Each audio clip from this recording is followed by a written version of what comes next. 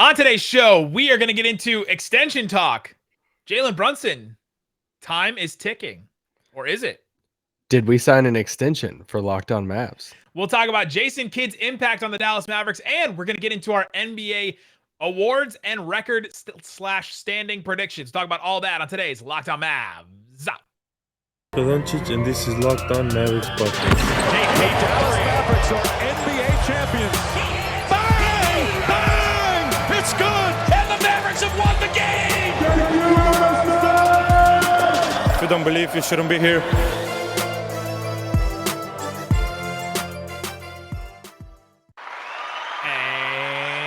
Welcome. You are locked on to the Dallas Mavericks. My name is Nick Angstadt, media member and coordinator for the Locked On Podcast Network. And joining me, as always, my co-host, contributor at Mavs.com. The extension Excelsior, the one more thinking. What you got for me, Isaac Harris?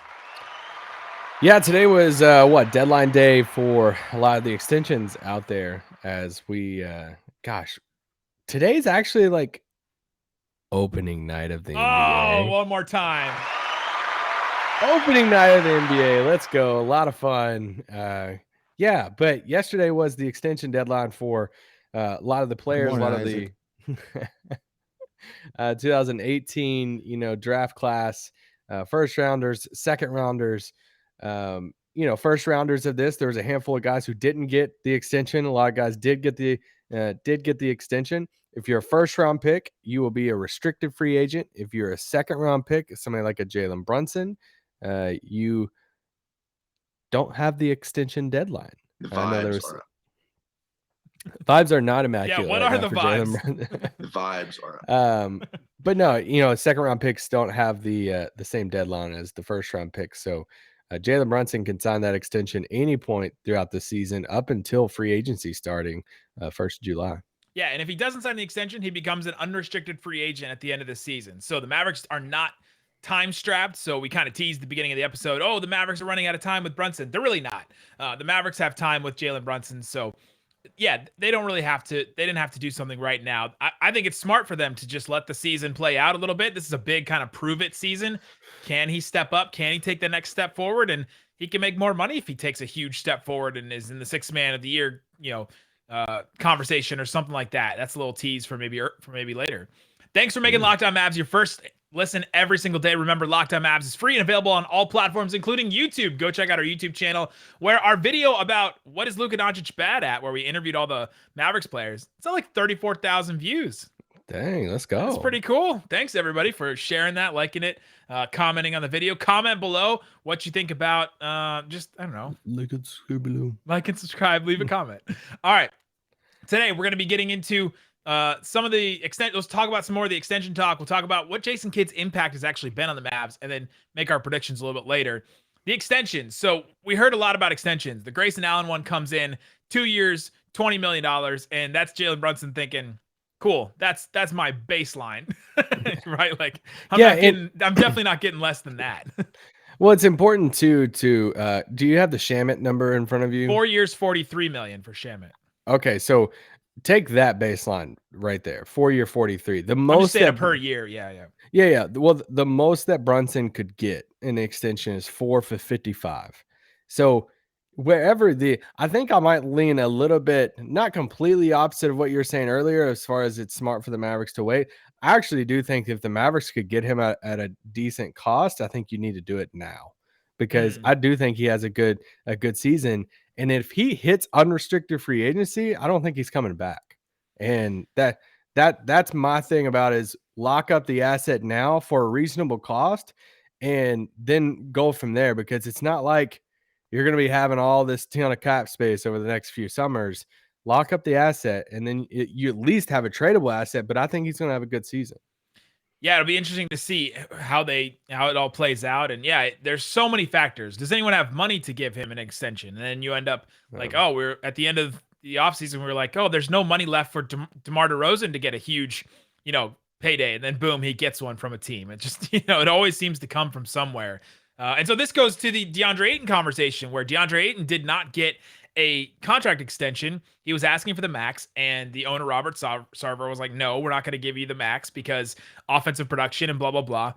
And he's the one that sacrificed and didn't ask for his own shots or buckets, try and play team basketball. And so this is, I guess, what he gets, which is very interesting. But for the Suns, it's dumb on several reasons. First of all, it's like the Gordon Hayward in Utah thing where you don't give him the extension when he wants it. He gets mad and then he leaves in like 2 years. And it's also dumb because if you lock him in a number now, this is what you're saying with Brunson. If you lock him into the number now, when the cap starts going up in a couple years, because hopefully we're not dealing with COVID and everything like that, and the cap starts going back up again, then all of a sudden his number is going to be way higher when you're trying to extend him or trying to sign that in like a year or two. Yeah, I don't know. I mean, they were really smart by locking in Mikal. At that number for a really good number. I'm all 4 about years, that. $90 million. You know, he ended up not being a guy who they let get away. They actually kept Mikal, and for Ayton, I think if you're Phoenix, you have to lock him up, but they didn't, and now let's see how it strains their relationship moving forward. Yeah, so that'll be interesting. We'll see how that works. We'll see how it plays out. I'm seeing already people. I saw it. Like right back to back. I saw somebody on Mavs Reddit post, "Could the Mavericks get in on the Ayton thing?" And then somebody post a meme that says, "Can everyone just shut up about DeAndre Ayton right now because there's no chance." Like, so I've seen the bookends of the hope factor for the Mavs and DeAndre Ayton. Jaren Jackson Jr. though, wow, that a lot of money. That was a lot of money. Yeah. 4 years, $105 million. Julius Randle earlier this offseason signed a 4-year, $117 million deal. So that's like $10 million over 4. That's like $2 million a year less than. Yeah, that one's crazy. All right. I actually do want to get into this conversation about the preseason because the season's just going to start and we're going to run out of time. So the Mavericks are like, the vibes are immaculate. The vibes are immaculate right now. And I want to know what the difference is with the Mavericks so far. I think we've pointed to Jason Kidd a lot and pointed to that's the big difference on the players' side. But is he the only reason for the Mavs change in their demeanor, their chemistry? We saw the Instagram photo of Luka and Kristaps sharing a little moment there, a laughing moment in practice. Is Jason Kidd the only reason why this team seems different? Why great vibes now. It's great vibes. Like great vibes. Is the vibes only Jason Kidd? Because it just seems like it's so different. And that's kind of the big change that happened. I think he has a lot to do with it, yeah. Because I think it's kind of like reframing that quick. I feel like a lot of the conversation's been about KP being healthy, and it's about these guys coming back and like all this different stuff that almost the Jason Kidd switch is kind of getting overlooked some. And we talked to a lot of players on media day about it. I wrote about it the other day from Mavs.com that when you go from 13 years with a head coach and Rick Carlisle and shifting from that to this brand new coaching kid, it's going to take some adjustment. And it's not, somebody replied to my story and said, "Hey, players," because the players are genuinely excited about this. Like they're excited to play for Jason Kidd. And somebody replied to my story and they said, "Hey, they would be saying this about any head coach coming in." I'm like, no, I want to push back on that because the players specifically mentioned things about Jason Kidd that they're excited about. It's not all new head coach. Cool. We're pumped. We're excited. Let's do this. It is Jason Kidd, quote, Luka is one of the best passers of all time. He won a championship here. There's something about him winning a title here in Dallas that means a lot to these players. There's something, Willie Cauley-Stein compared him to Steve Kerr. The fact that he's an ex-player, that he can relate.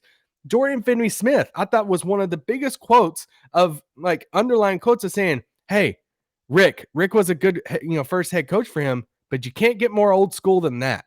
He's just off age alone.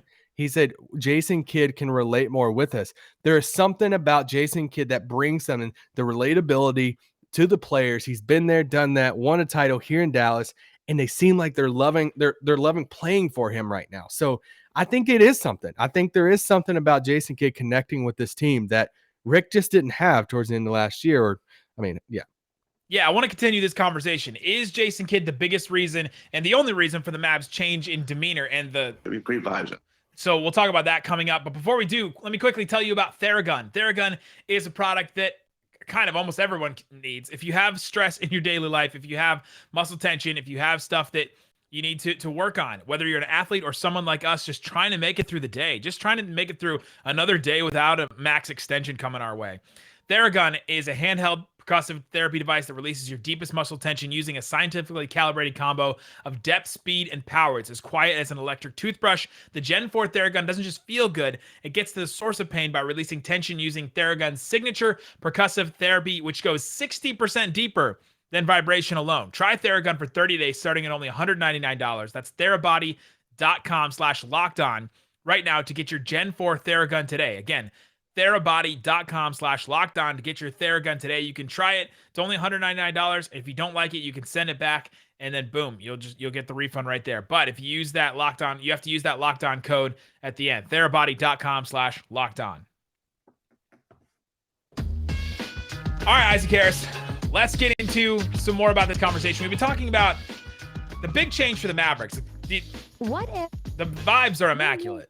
The vibes are immaculate right now with the Mavericks. It seems like they're different. If you've watched on the Mavs YouTube channel, they actually have the it's like the Mavs Inside or something like that, where they show footage from practice. They get interviews from coaches and things. It's narrated by Mike Marshall, Machine Sports, and it's got great stuff in there. And you could just tell, like looking at, they were playing pickleball in the latest episode, and they're just having fun. And you could tell the guys were really getting into it. They were playing it during a practice, like as part of their practice. And I think that's pretty cool, like as part of their practice to loosen them up, to have some fun, to enjoy what they're doing, to get competitive with each other and all that. I thought was pretty cool. I think Jason Kidd has also, to your point earlier about how the players are excited about him.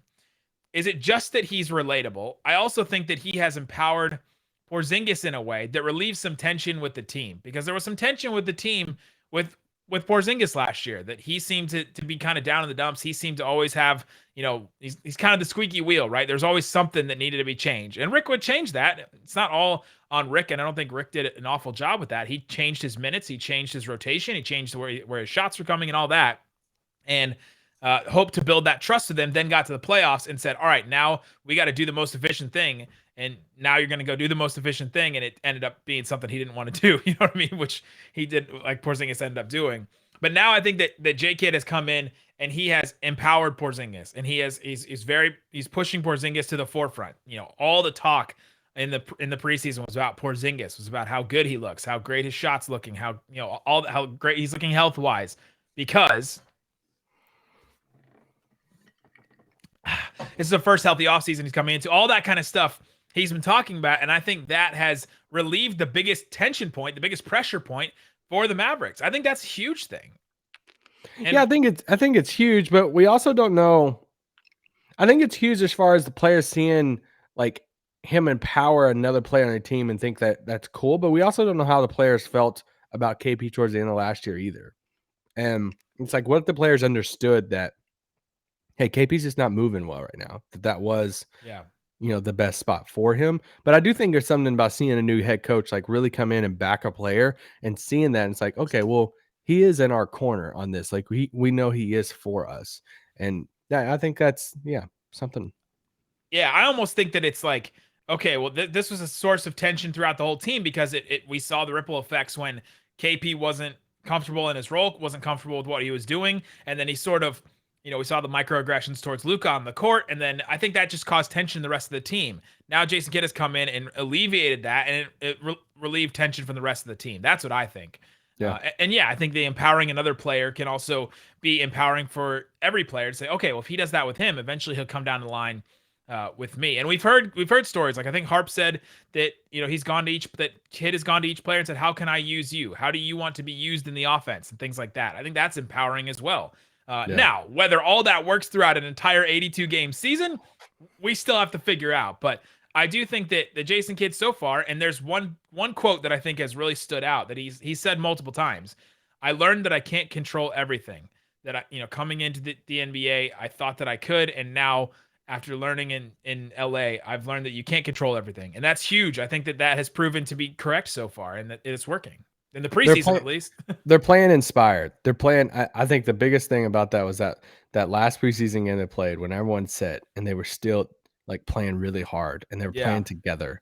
And I think our friend of the pod, Austin Garuya, tweeted Isaac, man, this team looks like a well-coached team. And I'm like, yeah, they do. I mean, like 4 games in, it's preseason, all that, but they want to play for him. And that's something we're seeing right now. Absolutely. So there you go. Is Jason Kidd the only reason the Mavericks are looking different? No, I think I think there are other things, but I think he is making an impact, and it's been positive ones so far. I haven't seen any evidence of anything negative so far from Jason Kidd. Maybe the post ups and the lack of threes, right?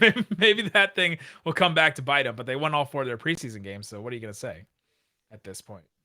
All right, let's get into our predictions. We've been doing this. So this is our 2022 predictions. I have our predictions all the way back to 2018. So that's the 2017-18 season. You want me to just pull up so we used to do board bets where we would like pick a couple. Yeah, so we did Lonzo Ball, Ben Simmons, and Dennis Smith Jr. will finish top 3 in Rookie of the Year.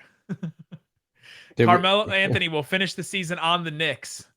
Wow. All 4 Warriors will be All-Stars. Dwayne Wade will be on the Cavaliers. I won that one because he ended up being on the Cavs with LeBron at one point. That was before my infamous Dwayne Wade locker room story. Yeah. We probably have a lot of new listeners that I haven't told that in a long time. This is a wild one. Better record, Houston or OKC? That means something completely different today than it did in 2018 when it was like both teams are like on the verge. Gary Harris scores more points than Rodney Hood. That was one of our board bets. That was an OG debate. So we've been doing this for years. We go back. Now we just kind of like limited it to just awards and then the standings. So let's go through it. Actually, I have our 2021 predictions. You want to hear the winners from that? Just indulge us real quick as we go through some of these. MVP picks. I picked Luka. You picked Anthony Davis. Jokic won. Luka came in 6th. So I got the closest. Yeah, that's the closest we got. Defensive player of the year. I picked Anthony Davis. You picked Giannis. Gobert was the winner. Giannis came in 5th actually in defensive players. So you got the closest there. 6th man. I picked the combo of Dragic and Hero, like somebody from the Heat. And you picked Caris LeVert. Neither of us got anywhere close on that. Jordan Clarkson won that one. Rookie of the year. I picked Tyrese Halliburton. You picked James Wiseman. LaMelo won that one. And Halliburton got 3rd. So that's the closest we got him there. Most improved, Michael Porter Jr. was my pick. DeAndre Ayton was your pick. We nailed both of those, I think. Ayton didn't get any votes, but Michael Porter Jr. came in 3rd. Coach of the year, I picked Vogel. You picked Steve Nash. Thibodeau won. Nash got 6th place, so that was as close as we got. We did great in this. A couple of the hits we had on record prediction last year. We both had the Nets number 2, so we won that. We both had the Bucks number 1, and the Sixers were number 1. I had the Wizards as the 8th seed and nailed that one. Wow. You didn't nail any others in the East. The Western Conference, we both had the Warriors as the 8th seed in the West. Nailed that one. Yeah. We both had Bucks in the Eastern Conference Finals. I had the Clippers in the Western Conference Finals and got that one.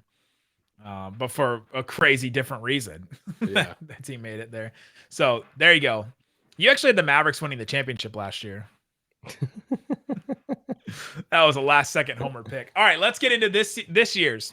Let's start with. You want to start with our? Let's start with our awards picks. Yeah, let's do it. Which one do you want to start with? MVP. I'm thinking this season. I've got a little bit of a trend here. I think this is the season for the Nets. I think that they're going to see all this Kyrie stuff. I think Harden and Durant are going to be energized, and I hope that they're going to be healthy this season. We're going to see a full season of them two playing together, and I think Durant wins the MVP. Interesting. Okay. I could definitely see that. I think it's them and the Bucks at the top. I picked Giannis for MVP. I tried to stay away from Luka in this to be like Homer. Like Luka could very well win this award and be right up there. Now, for Luka to win it, I think they definitely have to finish in the top 3 and maybe even pushing top 2. But I just think that Giannis and the Bucks will have like an incredible regular season. I think they will have the best record in the league. I think they will win 60 plus games, and Giannis will just put up another insane stat line. He'll be his 3rd MVP in 4 years. Interesting.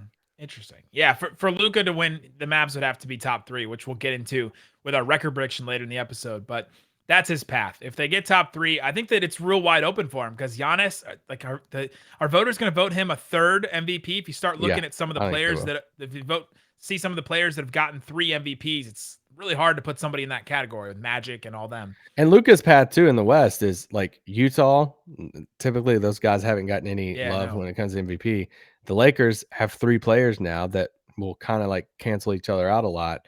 And then kind of like the Suns too, of like Booker, Chris Paul, Ayton, what's going on there. So anyway, we can talk about standings a little bit. There's a path for him for sure to be the number 1 player in the West. And Luka's by far my favorite player pick for MVP in the West. It's Luka and Jokic for me in the West. Outside of that, the best odds according to Bet Online outside of Luka on a Western Conference player is Curry. Yeah, I just don't think they're going to be high enough. Then LeBron, then Lillard, and then Jokic to repeat. So there you go. That's the MVP. Defensive Player of the Year. I think that there's going to be a big narrative if Simmons doesn't play that Embiid's carrying this team and carrying them defensively. I'm picking Joel Embiid. Okay. I'll stick with the same position. I'll take Gobert again. I think Utah's going to spoiler alert. I think Utah's the number 1 seed in the West next year. Gobert's the number 1 on Bet Online. Joel Embiid is down 5th. He's behind Simmons and Giannis. He's behind Simmons though, which is weird for odds. I would not recommend you going to putting some money down on that. No. But there you go, Gobert. Okay. 6th man of the year. This one's one of the hardest ones. The hardest one every year, but that and most improved, even though we kind of got most improved last year. I'm going with our boy JB. I'm going with. Let's go. I'm going with it. Where is it? Hold on. I mean, great vibes, man. It's great vibes. Like great vibes. Yeah, great vibes. No, sensational vibes. And like the vibes are immaculate. Jalen Brunson, I'm going 6th man of the year. I think that the Mavericks will get, if the Mavericks don't get MVP for Luka and they have a good season, I think Jalen Brunson will be the one to get an award. Almost like what happened to the Jazz last year when Clarkson got it. So maybe the Mavs won't be that good, but as the Jazz were last year, but I think that Brunson will be motivated. The way we talked to him on Media Day, he just seems so motivated from that Clippers disappointment. He's looked good in preseason so far. He looks like he's trying to distribute more. He's going to be playing with KP. I'm excited to see how that all works out for him. Oh, let's cross our fingers for that one. I would love that one. I'm going to go with the guy who's in the same category as Luka and Trey and everyone, and that's Tyler Hero. This is my pick last year. Yeah, I think Dragic gone. You know, they have their starters, but I think, and I'm kind of buying into a little bit of the preseason. He played really well in the preseason. I think he's just going to unload and score a lot of points. Typically, this award goes to a guy who does score a lot of points, to Jordan Clarkson, Lou Williams of the world. And I think he will score a lot of points for Miami coming off the bench. Clarkson, number 1 on Bet Online. Right behind him, Tyler Hero, just 50 points behind him, which is not much. Patty Mills next, Jordan Poole, Joe Ingles, Derrick Rose, Kevin Huerter, Goran Dragic, then Jalen Brunson. Same odds as Dragic, which I find really interesting. And then Cameron Payne right behind Brunson. I thought about Patty Mills a lot, but I mean, heck, he might have to start a lot. So yeah, that'll be interesting. One that was really far down on this Bet Online list was Terrence Mann. I was like, ooh, that's a little interesting one. No, he won't score enough. He has a really good year, but maybe not. All right, coming up, let's get into the rest of our awards, and then we'll get into our record prediction. We'll go through the entire East and West. We'll talk about that coming up. But before we do, let me tell you about Bet Online. Bet Online is the fastest and easiest way to put down some money on sports. You can go put down some money on 6th man of the year, like I just mentioned. Jordan Clarkson, number 1. Tyler Hero, Patty Mills. You can put some money down on one of these guys. But you put $100 on Brunson to win 6th man of the year. You can win $2,500 if he wins. Tempting. That's pretty good. Put $1,000 down, you win $25,000 if you wanted to go that direction. So yeah, all kinds of stuff you can put down money on. You can put down money on the baseball playoffs that are going on right now, NFL, all kinds of great stuff. So check it out. Bet Online. Use the promo code Locked On to receive a 50% welcome bonus to your first deposit. It's the fastest and easiest way to bet on all your sports. Bet Online, where the game starts. Also, I'll tell you about rockauto.com. With the ever-increasing number of makes and models of cars, it's so hard to find every single part that you need at a local chain store. You walk in, and there's just only so much inventory they can have. So why would you endure an often pointless or seemingly intimidating questioning like, hey, what about this about your car? What about this? When you can just be at home and answer that question without having to look a person in the eyes. You can just do it and be embarrassed about how little you know about your car at home. And then you can answer all those on rockauto.com. You can also save money on rockauto.com. So save time, save money, use rockauto.com. See all the parts available for your car or truck right now and write Locked On in their How Did You Hear About Us box. They know that we sent you if you find something good. RockAuto.com, amazing selection, reliably low prices, all the parts your car will ever need. RockAuto.com. Rock Auto. All right, Isaac Harris, let's get into the rest of our predictions. We've gone through some of our awards. I got Brunson winning Sixth Man of the Year. I'm feeling it. I'm feeling the vibes are immaculate. Feeling the You're on the vibes on soundboard. Brunson. I'm believing in him. Rookie of the Year. Give me the layup. Give me the layup on this one. I'm going Jalen Green. He's gonna Oh no, I'll take Cade. He's gonna score 1,000,000 points on that team. Is this not LaMelo versus Anthony Edwards? Yes, very much. Yeah, and I'm taking Anthony Edwards and Jalen Green basically. I'll take Cade Cunningham. I think he'll have the better overall stat line Yeah, I'm taking Jalen Green, who's gonna score like 20 points a game. and get buckets. He will for I sure. really thought about other players on this, but then I just couldn't do it. I know. Well, we both overthought it last year when I went with Halliburton and you. I guess Wiseman was number 2, but I just went with LaMelo Wiseman because I thought the Warriors going to be like better than what they were, and they were just going to turn him into this like lob threat and all this. And yeah, they didn't turn him into nothing. no, Most improved play. Oh, the odds for Rookie of the Year on Bet Online. Cannot find them. All right, find the. Okay, Rookie of the Year. We talked about that. We've gone through. Let's do most improved. No, we didn't most improved. no, we haven't. Jalen. Okay, found them. Jalen Green number 1. Cade Cunningham number 2. Suggs number 3 at plus 800. So there, Suggs a little ways behind. Mobley plus 1,200. Scotty Barnes plus 1,200. There's really Josh Giddey plus 1,600. That one's interesting to me. That one's spicy. That one's sneaky. He had a little fun preseason. Yeah, he did. That one's sneaky good. And he's going to get a lot of opportunity. Okay, most improved player. This one was actually easier for hard. me this year than the previous years. Oh, because it's a guy that you've loved for a long time? I mean, I have loved him, but I just think he fits the mold of what most improved always is. Do we pick the same guy? Is yours a point guard? Nope. We did not pick the same You guy. picked Jordan Poole, didn't you? I did not. I picked Ja Morant. Oh, okay. I like that one. He just fits the mold. Like the mold of player going from like kind of a star to like an all-star, like star for sure. And I think this is a season he makes that leap. You look at the guys who've made that leap, the Jokic, Giannis's of the world, Pascal Siakam, Julius Randle last year to an all-NBA all-star appearance for him. I think this is the year for Ja, and I love Ja Morant. Ooh, the year for Ja. I'm liking it. I'm feeling that. Ja Morant is 6th on Bet Online plus 1,600. Those are some pretty good odds there. I went with a guy that you've loved for a long time. He's got some. He's actually 3rd on Bet Online. I was surprised that his odds are higher than like somebody like Ja. Terry Rozier? OG Anunoby. Oh, I love OG. Yeah. All right, Sean Woodley of Locked On Raptors talked me into him because I asked him. I was doing Locked On NBA the other day, and I said, "Tell me something about the Raptors that I wouldn't know if I've only parachuted in for like a couple games." And he said, "OG Anunoby is creating off the dribble, and he's creating his own shot, and he's creating a little bit for others. And Siakam's going to be out for a month, and they don't have Kyle Lowry anymore. And there's just all this stuff about how he's just stepping up a little bit in the offense. And I think he could have a Siakam type, rise year to year. I'm ready. Sign me up. I'm so ready. Jordan Poole number 1, Kevin Porter Jr. number 2 as far as Bet Online. Kevin Porter Jr. one's interesting. I don't know if a guy on a terrible team can win most improved. Maybe he can, but yeah. I mean, I thought about Michael Porter Jr. again, but yeah, I mean, if Denver is like a top 4 seed and he's like takes that next big leap, he very well could be it. The thing is, he averaged 19 points a game last year. You can't look at like, oh, he averages 5 more points a game. That doesn't look as good as somebody that's going to jump higher. Coach of the year. I'm continuing with my Nets thing. I'm going with another layup. Steve Nash. Give me Steve Nash for coach of the year. Oh, Nashy. He had to navigate all the stuff with Kyrie Irving, and now they're the number 1 seed in the NBA, and like it's gonna be all that. I'm ready for it. I'm down for Steve Nash getting that. I went with Michael Malone. Ooh. I think what would the Nuggets have to do for him to get?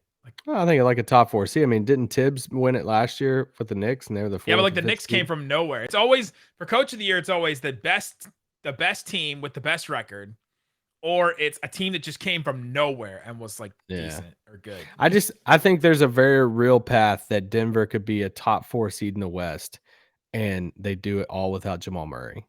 And I think that'll be really impressive. That'd be huge. That would be great for him. Yep. All right, let's go into our record predictions. All right, Eastern Conference. More standings. I'm not putting win totals on this. No, yeah, right. Yeah, standings, sorry. Nets number 1, Bucks number 2 for me. Okay. So basically we're doing a top 6 here. Top 6 in the East. That's my top tier. If we're going to go tiers, yeah. Okay. Yeah, I mean, I think that's everybody's top tier. That's everybody. I went Bucks Nets. Okay. Right. Yeah, Bucks Nets Bucks. That's the top one. Number 3 for me is the Heat. I'm a believer. Okay. I think the Lowry thing's going to be a big bump. I think they went through a whole bunch of stuff last year that they're not going to go through this year. I'm not going to say Heat culture on this podcast because I think I'll have to wash my mouth out with soap. But yeah, that's my number 3. Okay. Yeah, I had Miami at 4. I went with Atlanta at 3. Oh, I went with the Hawks at 4. So we have them. So basically, we have the same top 4, just in completely all different spots. Number 5, I went with the Sixers. I still believe in Joel Embiid, even if Simmons isn't going to be there. If Simmons is going to be there, I might have them a little bit higher. But yeah, I went with them at 4 or 5. Yeah, I'm assuming that we'll flip flop these two. I put Boston at 5 and I put Philly at 6. Exactly switched. I have the Celtics at 6. We just switched everything. We just flipped everything. Okay, the next 2, 7 and 8. Well, who's your 4 play-in teams? Yeah, my 4 play-in teams. So in this order: Bulls, Knicks, Pacers, Wizards. Oh, okay. We had one different. I had Pacers, Knicks, Bulls, Hornets. Okay, Knicks we have the exact same spot. And then Hornets, we're different on Hornets and Wizards. Yeah. The Wizards just have a bunch of dudes. Like they just have a top 13 that's just like all NBA players. And I think that matters in that bottom of the East. Whereas the Hornets also have a brand new head coach. Yes, yeah, they do, which can be a really good thing or a really bad thing. They also have the Bradley Beal, vaccine situation hanging over their heads a little bit. Yeah. There's just all kinds of stuff with them. But I think they have a bunch of NBA players, which I think is positive. It's a lot like the Pacers. Yeah. I mean, I definitely see. I just love the Hornets. I've been about them. They're a lot of fun. I just think they take the next step. I honestly debated on, I was really thinking hard about Chicago. But talk me into the Pacers being better than the Bulls and 2 spots better than the Bulls. I'm going to go with his name is Rick Carlisle and Billy Donovan. I will take Rick Carlisle in that matchup. But and I will take Zach LaVine and DeRozan and Vooch over Brogdon and Sabonis and Miles Turner. Yeah, I mean, I just think Rick knows how to make the best out of normally what he has. And it's true. You have Brogdon, you have these guys. He has a lot of smart players. Is TJ McConnell not like Rick's son? I mean, is this?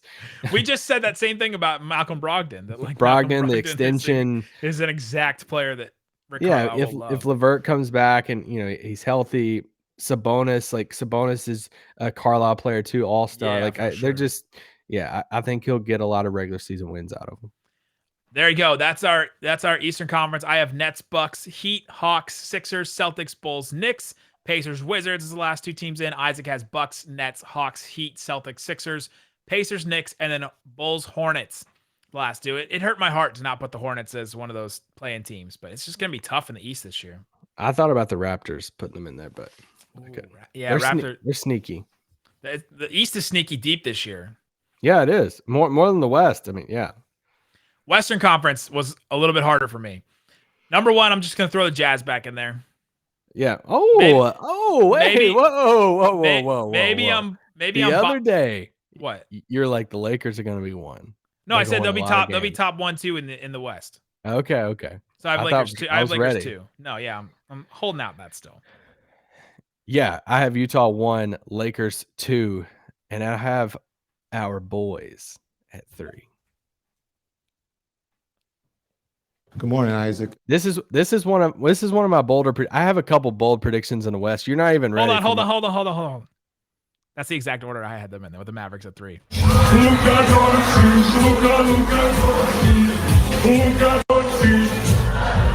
Great vibe.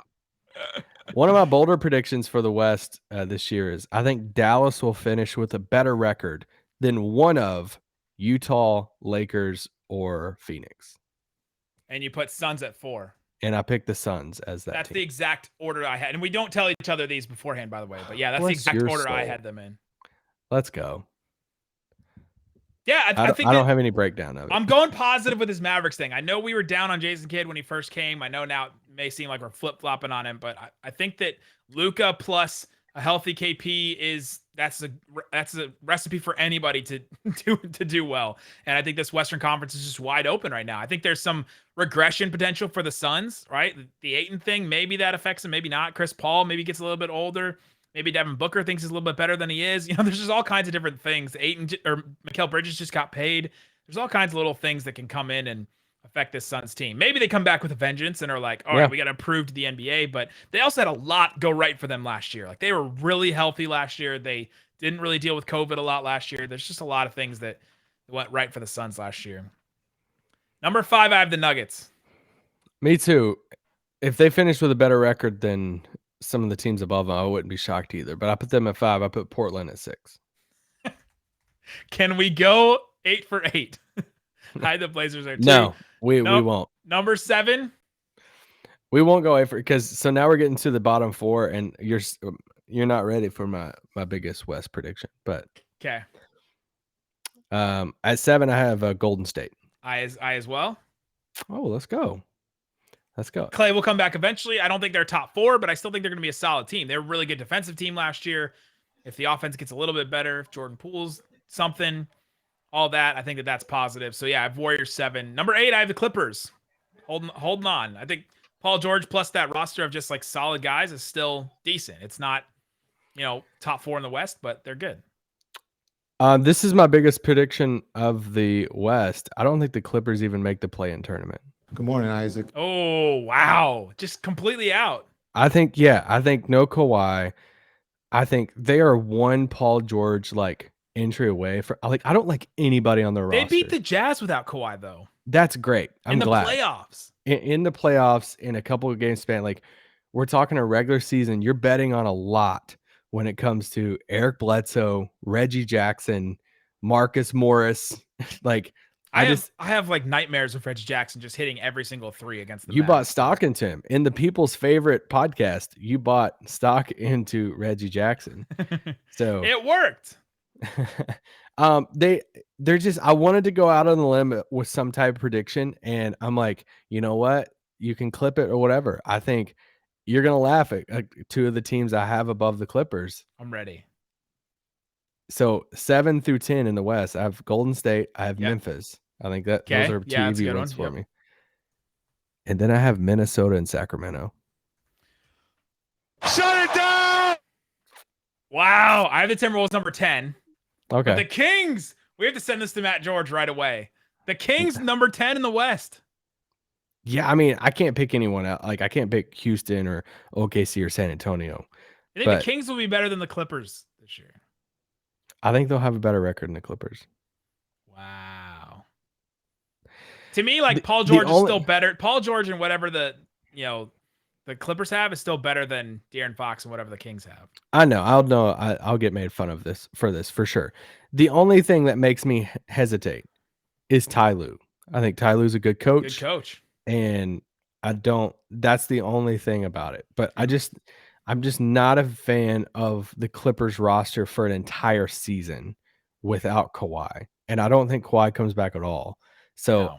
I think there's also potential for this team that, I would have to look up their draft picks and all of that. But anytime you can make a bet on Luke Walton, you should.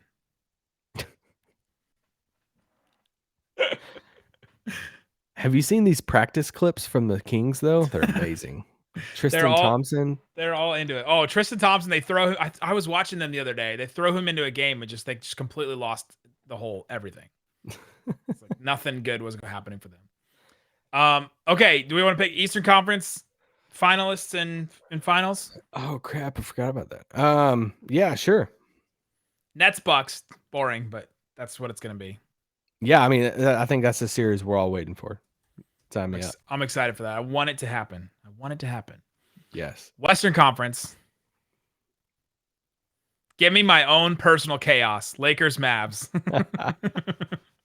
I'll be rooting for the Mavs to win every single game. Gosh, this is hard. Sure, give me Lakers Mavs. Woof. Actually, no. Give me Mavs Jazz.